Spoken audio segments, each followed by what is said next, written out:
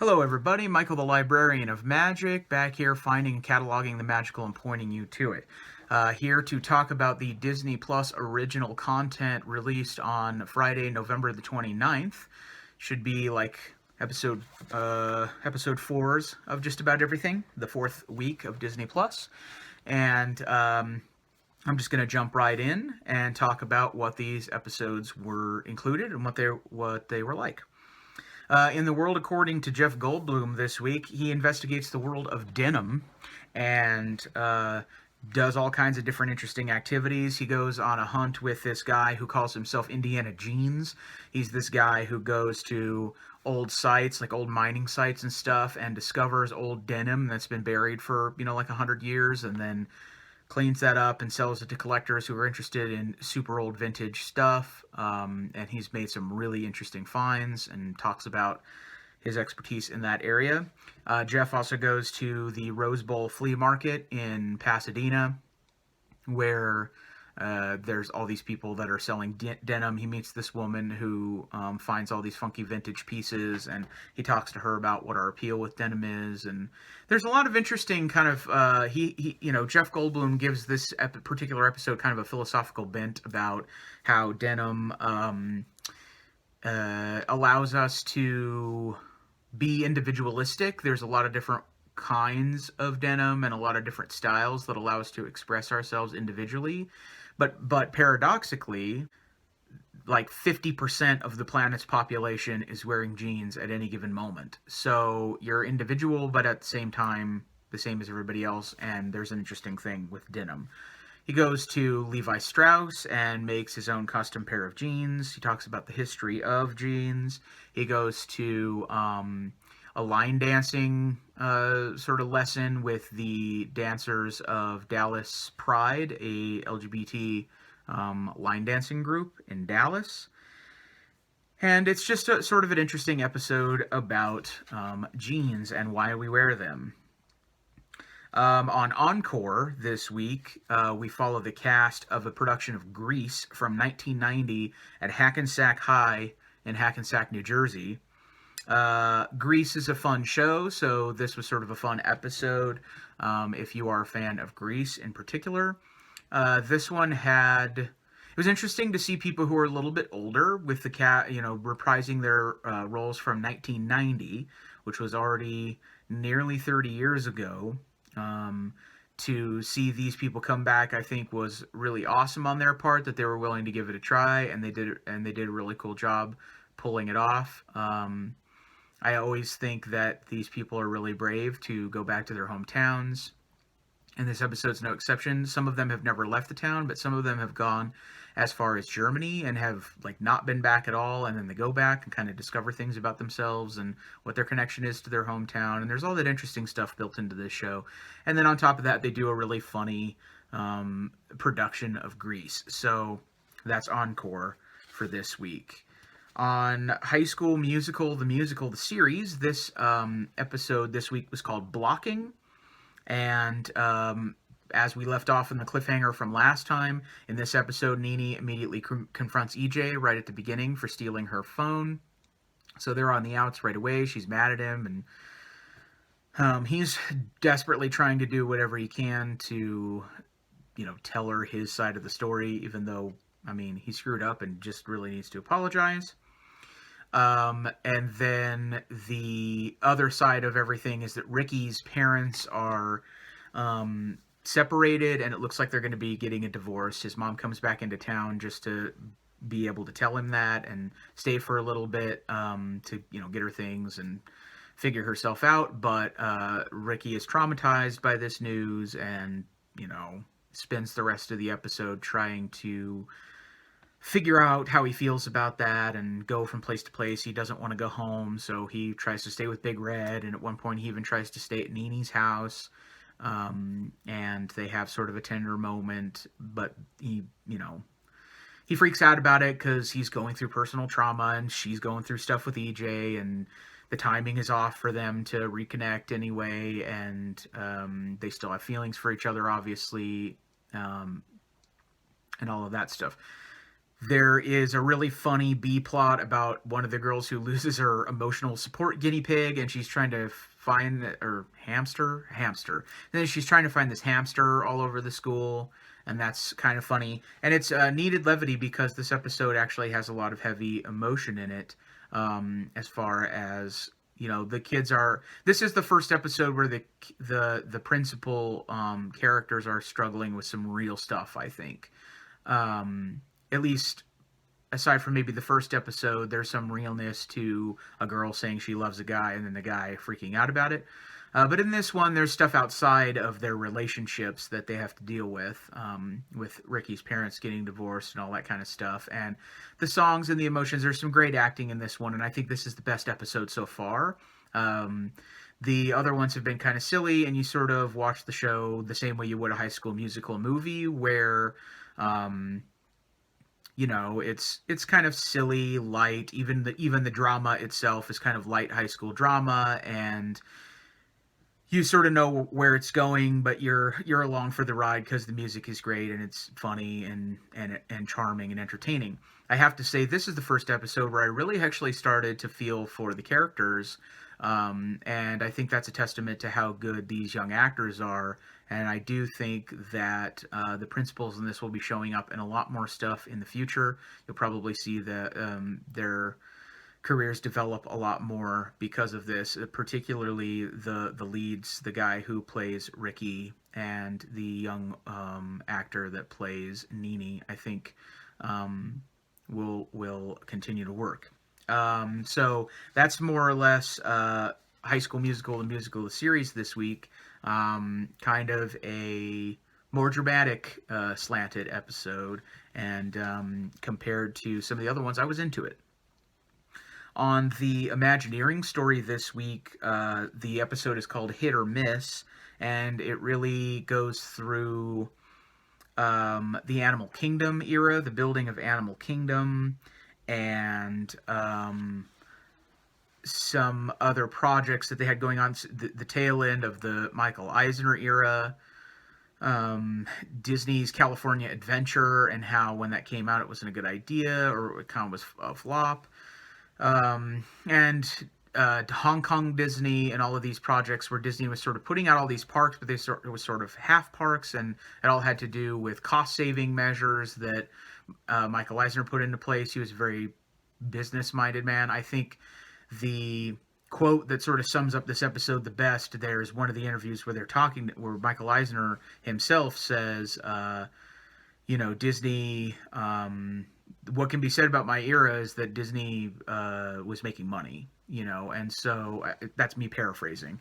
That's not the direct quote, but that's basically what we never operated at a loss, basically.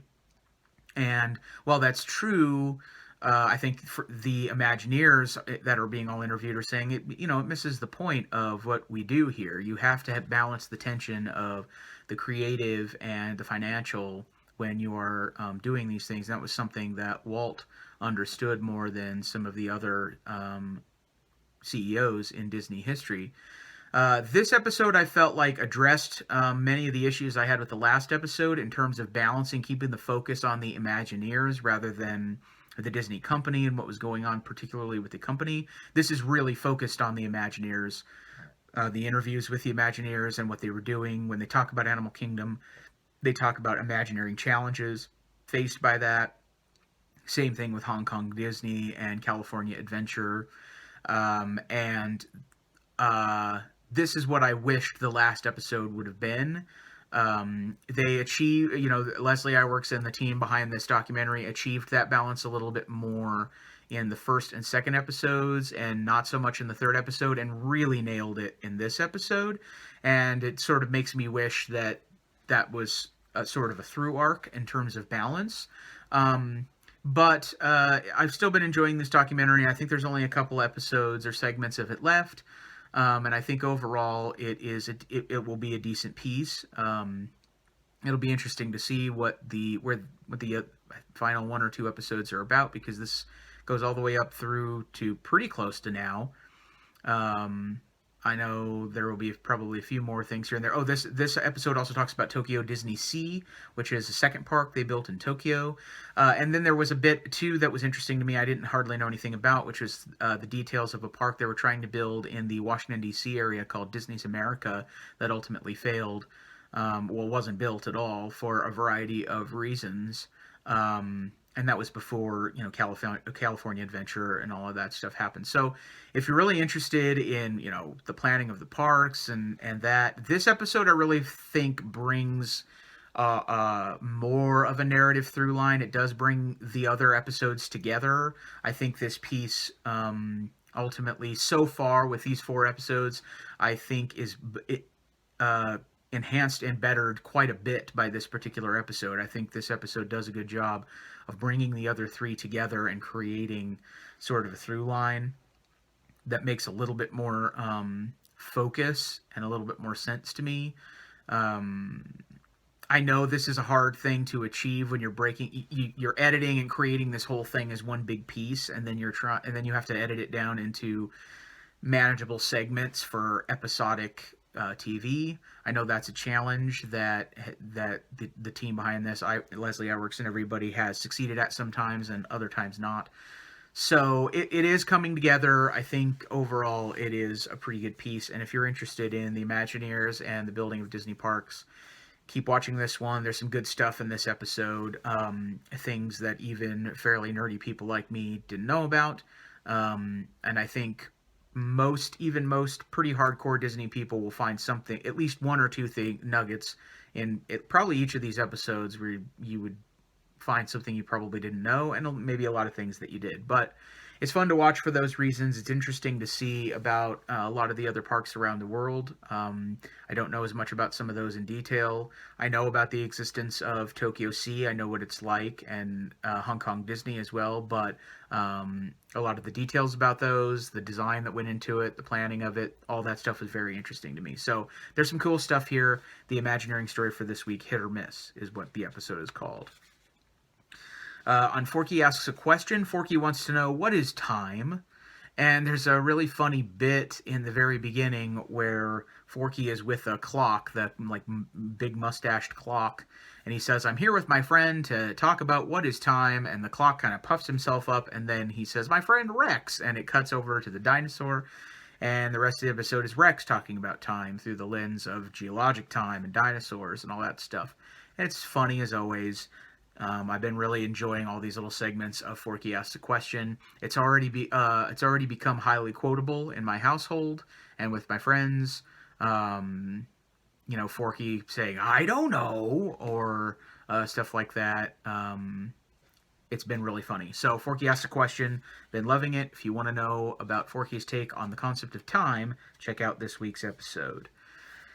In Disney Family Sundays this time around, there is a family, the Crownholms, a mom, dad, and a son, and they are like world traveling types. They go on travels a lot. They've been around the world a little bit, the Western Hemisphere primarily. And so the project for them this week is to build a world map with an Up theme from Pixar's Up. And there's like a house and balloons and stuff that they attach to the top of it. And then there's all these pins where you can put the places that you've been or the places you want to go. And if you're a traveling person or you're the type of person who likes maps or to hang things up, this is a really fun craft. I have something similar in my house already, and if I wanted to make it up-themed, this would really help me do that because it gives me all the things that I would need to achieve that. There's like felt involved and stuff like that. So this seemed like a really cool project. It was neat to see one that was a little bit different than the others. It wasn't as, I don't know, it's just sort of different. I don't know how to say what I mean, but this one just had a different style. The other ones were more like sort of something you would do like for the kids, like building the mermaid tail or the canopy tent or the Frozen themed soaps. But this one really sort of felt like you're producing something for the family with the family map and everything like that. I don't know. It just was an interesting new thing that they did, and I liked this one. The Up map was a cool craft. On the Marvel Hero Project this week, we saw the story of Haley, who lives in Long Island City, New York, and her grandmother is one of the nearly 6 million Americans who has Alzheimer's disease. And Haley is a person who is using puzzles to help her grandmother and other people in this uh, mental health care facility with dealing with dementia and Alzheimer's to exercise their brains with these jigsaw puzzles. And she's just figuring out by spending a lot of time with her grandma how to help people who have incurable neurodegenerative disorders to have a quality of life.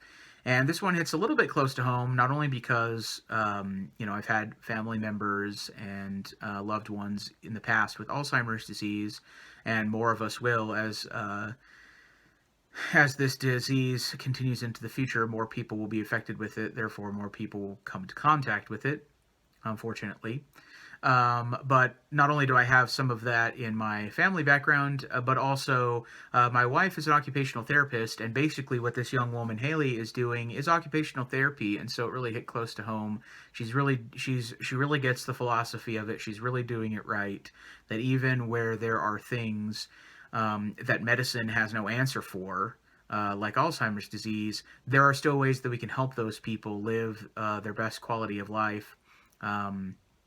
And that there are still things that we can do for them. And Haley is a total inspiration. She gives me total hope for our future, just like the other young people featured on this series.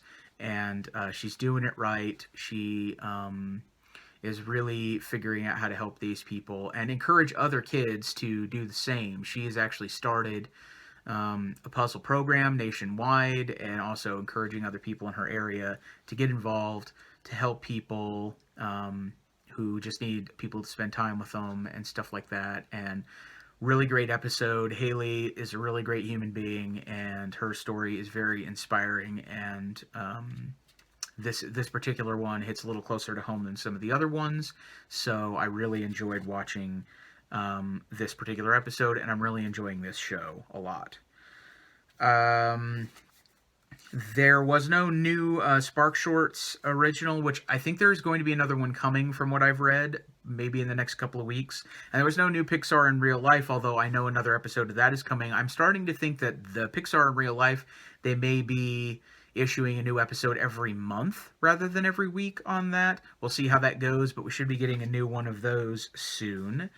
And other than that, and other than The Mandalorian, which is getting its own review episode, I think that's all of the original stuff from Disney Plus this week, all the new original episodes. So those are my general thoughts on those. Pretty good week, I would say. Big thumbs up, highlight for me this week on High School Musical, the series, actually. I feel like that was a big improvement on episodes that I was already generally liking, but this sort of added a little more depth to the series. So I'm cool with continuing to watch that. And the Imagineering story has shown some real improvement as well in terms of what I'm looking for, at least what I was hoping for. It seems like the filmmakers and everything know what they're doing. So yep, that's all the new content. I will be back again next week to give my thoughts on, let me look at my calendar, the 6th of December, Friday the 6th. When those episodes come out on Disney Plus, I will be here to highlight that content, give my general thoughts and opinions and all that sort of stuff. And thanks as always for watching these. I hope you have a really great week. I hope this was a little bit of magic and information in the midst of your day.